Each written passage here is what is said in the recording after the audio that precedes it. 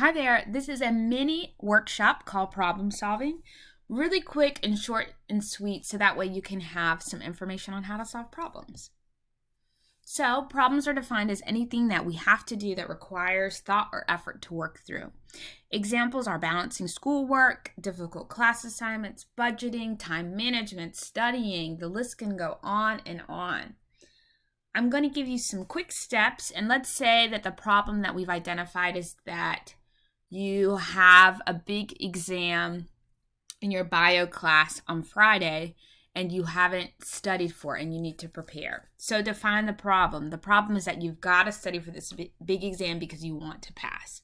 Figure out what the desired outcome is. You want to get an A. Focus your energy. So you're going to start preparing notes. You're going to start having index cards. Whatever you need to study, you're going to focus your energy in creating those study materials. Get more information.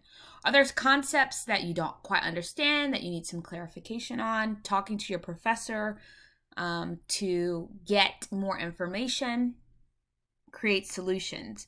So now that you've figured out, okay, I need more information to study, how are you going to do that? Are you going to use an online test studying website? Are you going to review your notes?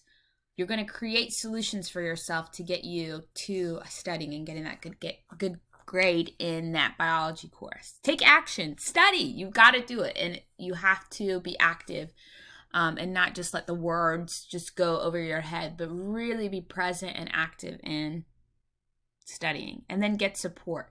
If you need help, get a study buddy, go to tutoring, utilize your professor, talk to your counselors, and get all the support that you need to be successful. So you see how I did that by breaking it down into the steps: define, figure out, focus, get more information, create solutions, take actions, and get support.